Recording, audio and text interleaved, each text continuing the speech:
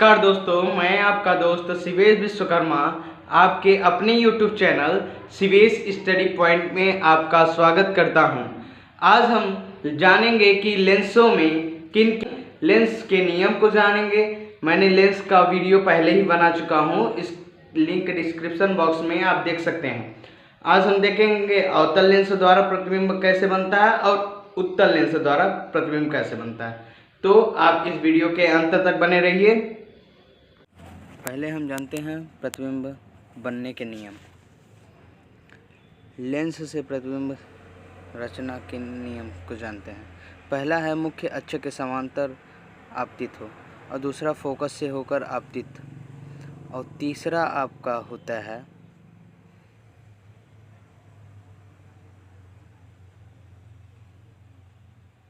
प्रकाशिक केंद्र से होकर आपतित हो। ठीक है, आपको समझ में आया। पहला है मुख्य अक्ष के समांतर जब प्रकाश की किरण आपतित हो, और दूसरा है फोकस से होकर आपतित हो, और तीसरा है प्रकाशिक केंद्र से होकर आपतित हो। ओके, समझ में आया। तो चलिए अब हम देते हैं मुख्य अक्ष के समांतर आपतित प्रकाश की किरण का अपवर्तन के बाद फोकस से गुजरती है। फोकस से आतीत या फोकस से आती हुई प्रतीत होती है। जब प्रकाश की किरण को आप पढ़ सकते हैं, मुख्य अक्ष के समांतर आपतित प्रकाश की किरण अपवर्तन के बाद फोकस से गुजरती है या फोकस से आतीत हुई प्रतीत होती है। हमने एक उत्तल लेंस ले लिया। उत्तल लेंस में हमने दर्शा दिया O और F1 F2 यानी फोकस F1 F2। यदि हम प्रकाश की किरण को गुजारें मुख्य अक्ष के समांतर, जब हम प्रकाश की किरण को गुजारते हैं तो क्या हो, F2 यानी फोकस से होकर जा रही है। ठीक है, ये है कौन सा, ये है उत्तल लेंस यानी कन्वेक्स लेंस। ओके, अब दूसरा है अवतल लेंस जिसको कनकेव लेंस बोलते हैं। ठीक है, जब यहाँ से मुख्य अक्ष के समांतर प्रकाश की किरण को गुजारते हैं तो अपवर्तन के पश्चात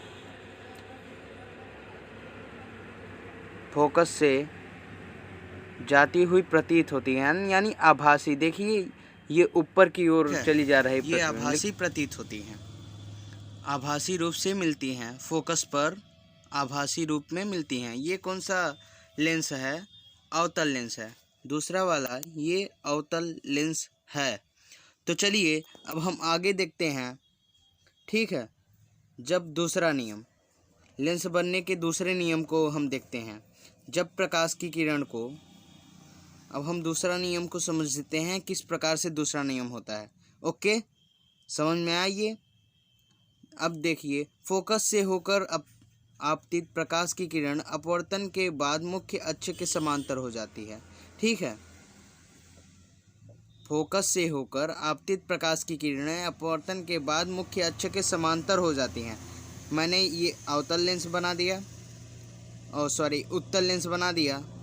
उत्तल लेंस में मैंने F1 से प्रकाश की किरण को, फोकस से F1 से प्रकाश की किरण को गुजार रहे हैं, फिर मुख्य अक्ष के क्या हो जा रहा है, समांतर हो जा रहा है।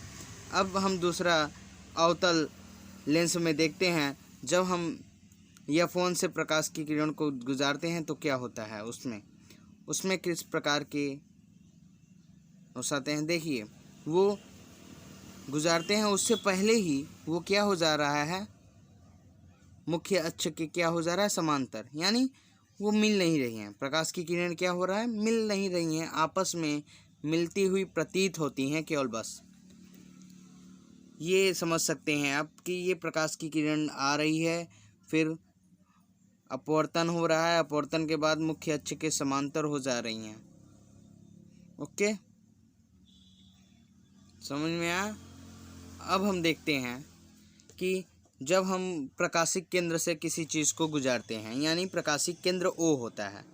ओके, समझिए कि जब कहाँ से हम गुजारते हैं, जब प्रतिबिंब को प्रकाशिक केंद्र से होकर जाने वाली प्रकाश की किरणें बिना विचलित हुए सीधे निकल जाती हैं। ये है प्रकाशिक केंद्र यानी O।